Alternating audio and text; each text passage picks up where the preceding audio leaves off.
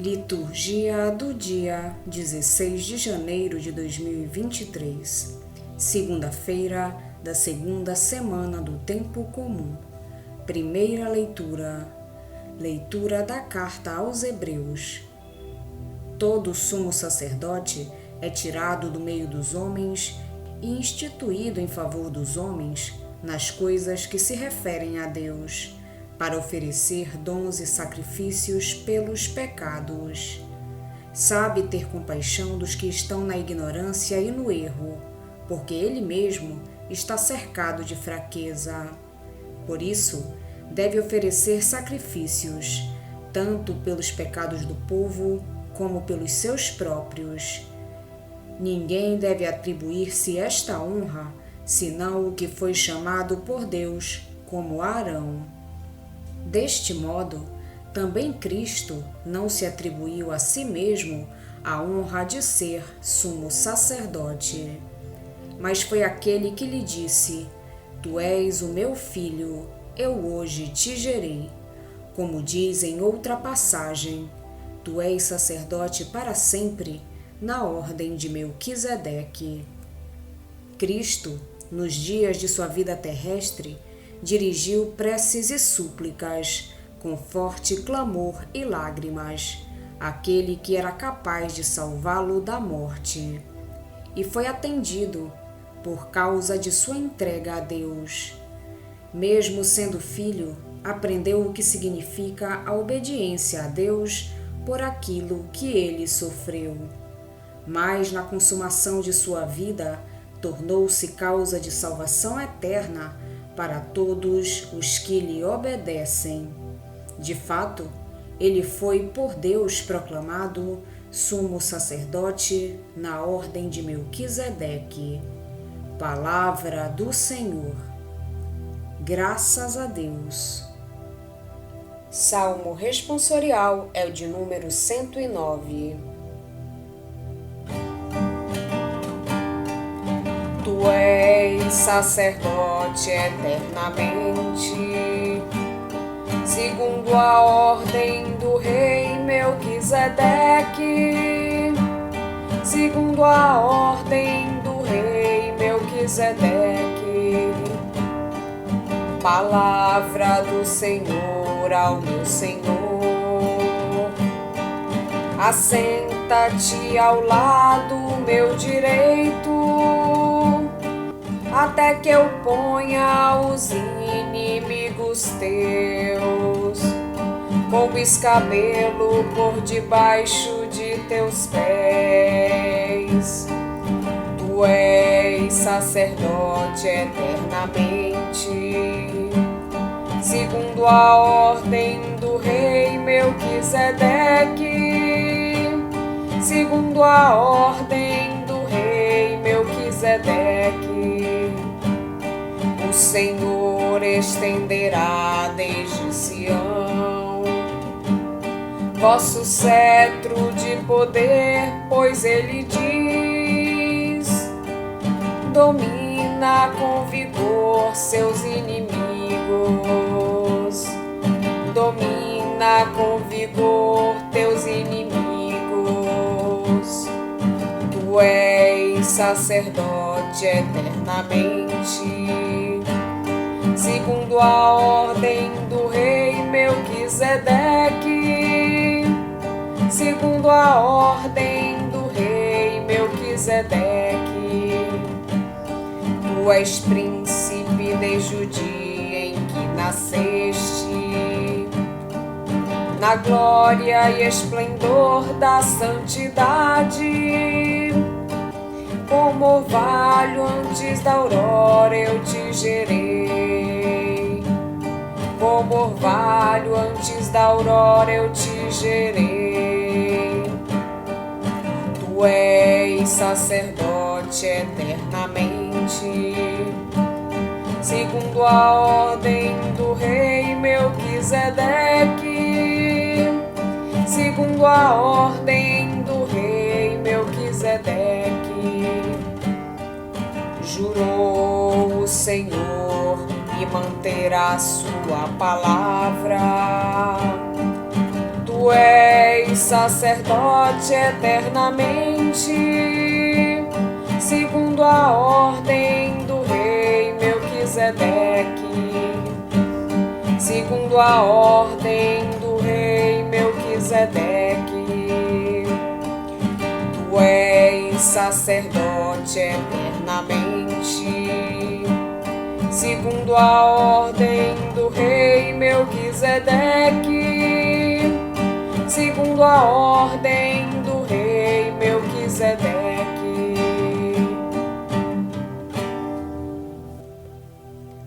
Evangelho de Jesus Cristo segundo São Marcos. Naquele tempo, os discípulos de João Batista e os fariseus estavam jejuando. Então vieram dizer a Jesus: por que os discípulos de João e os discípulos dos fariseus jejuam e os teus discípulos não jejuam? Jesus respondeu: os convidados de um casamento poderiam, por acaso, fazer jejum enquanto o noivo está com eles? Enquanto o noivo está com eles, os convidados não podem jejuar. Mas vai chegar o tempo em que o noivo será tirado do meio deles. Aí então, eles vão jejuar. Ninguém põe um remendo de pano novo numa roupa velha, porque o remendo novo repuxa o pano velho e o rasgão fica maior ainda. Ninguém põe vinho novo em odres velhos, porque o vinho novo arrebenta os odres velhos, e o vinho e os odres se perdem. Por isso, vinho novo em odres novos. Palavra da salvação. Glória a vós, Senhor. O cristão pode manter-se firme nas provações, porque Cristo exerce em seu favor a função de sumo sacerdote diante de Deus. O autor começa por apresentar as características do sumo sacerdote do Antigo Testamento. Chamado de entre os outros homens para intervir em favor deles diante de Deus, capaz de compreender os homens, porque ele mesmo é homem. Recebeu a missão do próprio Deus.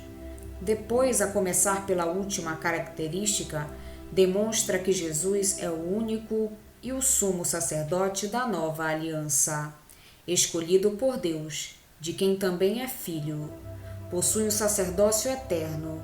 A sua misericórdia para com os homens leva-o a oferecer-se a si mesmo, apesar de não ter pecado, abrindo o caminho da salvação eterna para todos os homens.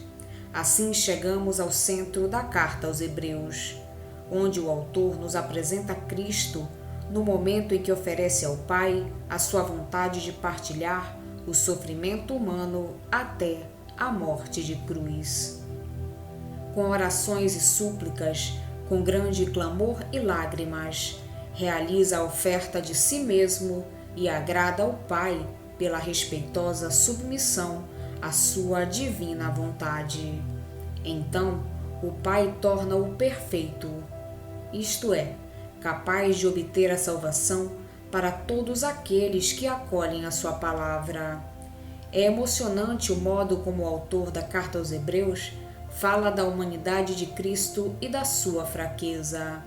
A sua experiência de sofrimento ensinou-lhe o que significa para o homem a obediência a Deus, enquanto dura a vida terrena. O sacrifício e a dor que a fidelidade a Deus lhe acarretam.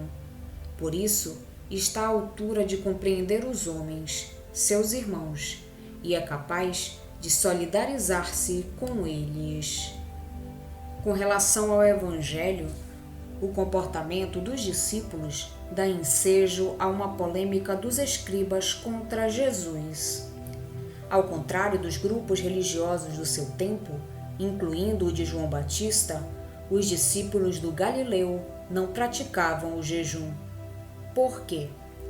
Porque Jesus tinha introduzido no mundo o tempo gozoso das núpcias entre Deus, o esposo, e o seu povo, a esposa. Não fazia sentido reiterar um sinal que indicava luto. Além disso, não havia que precipitar os acontecimentos. Tempos viriam em que a adesão dos discípulos a Jesus havia de lhes custar momentos difíceis, em que para fazer penitência não seria preciso estabelecer o jejum. As palavras sobre o pano novo em roupa velha e sobre vinho novo em odres velhos convidam-nos a compreender a novidade introduzida pelo Evangelho, confirmando a suspensão do sinal do jejum. A roupa velha da lei não consegue tolerar o pano novo representado por Jesus. No banquete de Deus com a humanidade, de que Jesus nos torna participantes, está presente o vinho novo do Espírito, que rebenta os odres velhos dos corações endurecidos. A palavra de Deus alerta-nos para a tentação de gerirmos a vida religiosa em vista da nossa segurança pessoal, de interpretarmos as Escrituras com critérios de racionalidade para nos protegermos das suas propostas radicais, muitas vezes incômodas, e de usarmos o culto como escudo protetor para uma santidade construída à nossa medida. A única relação com Deus que realmente nos dá segurança é a modulada pela obediência. Obedecer a Deus é viver em união com Cristo, abertos ao Espírito, deixando-nos guiar por Ele, mais do que pelo nosso bom senso, sempre dispostos a verificar a consistência das nossas habituais formas exteriores de manifestar a fé, convertendo-nos a uma maior autenticidade e comprometendo com ela a nossa existência. É a novidade de vida proclamada pelo Evangelho. O próprio Senhor inaugura essa novidade, oferecendo a Deus não já coisas convencionais, mas a sua existência, como escutamos na primeira leitura.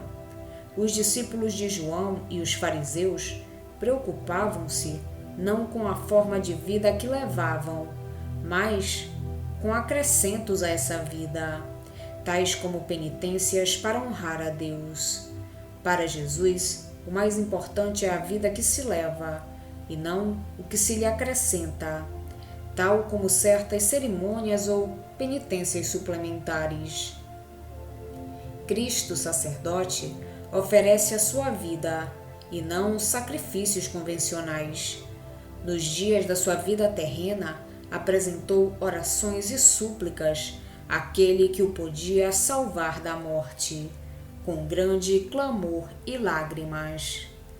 E foi atendido por causa de sua piedade. Jesus Cristo transformou em oferta a Deus o drama da sua vida. Esta transformação requer oração intensa e luta. É o que contemplamos na agonia de Jesus. O Senhor luta com orações e súplicas contra as dificuldades da vida e contra a necessidade da paixão. Assim, transforma tudo em oferta digna de Deus, cheia do Espírito de Deus. Jesus também espera de nós não coisas sobrepostas à nossa vida, mas sim a nossa própria vida transformada em sacrifício.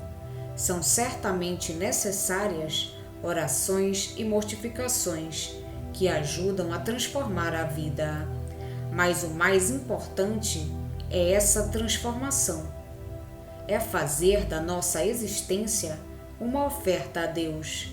Na Eucaristia, unidos a Cristo, oferecemos ao Pai o seu sacrifício, mas havemos de acrescentar-lhe a oferta de nós mesmos e da nossa vida, com as suas alegrias, dificuldades, tentações, desejos e esperanças. É este o sacrifício que agrada ao Senhor, o sacrifício da transformação da nossa vida, que o próprio Espírito de Jesus realiza em nós, se formos dóceis à sua ação. Vamos pedir a Deus que nos auxilie no dia de hoje para que possamos permanecer na sua santa vontade. Pedimos também a intercessão da Virgem Maria e de todos os anjos e santos de Deus. Pai nosso que estais nos céus, santificado seja o vosso nome. Venha a nós o vosso reino, seja feita a vossa vontade, assim na terra como no céu. O pão nosso de cada dia nos dai hoje. Perdoai-nos as nossas ofensas, assim como nós perdoamos a quem nos tem ofendido. E não nos deixeis cair em tentação, mas livrai-nos do mal. Amém. Oração. Senhor Deus Todo-Poderoso, que nos fizeste chegar ao princípio deste dia, salvai-nos com o vosso poder, para que, livres de todo pecado, as nossas palavras, pensamentos e ações sigam sempre o caminho dos vossos mandamentos. Por nosso Senhor Jesus Cristo, vosso Filho, na unidade do Espírito Santo. Amém. Estivemos reunidos em nome do Pai, do Filho e do Espírito Santo. Amém. Tenham todos um abençoado dia. Fiquem na santa paz de Jesus. Se inscrevam no canal, deixem seu like e compartilhem essa mensagem com seus amigos. Um grande abraço e até o próximo vídeo.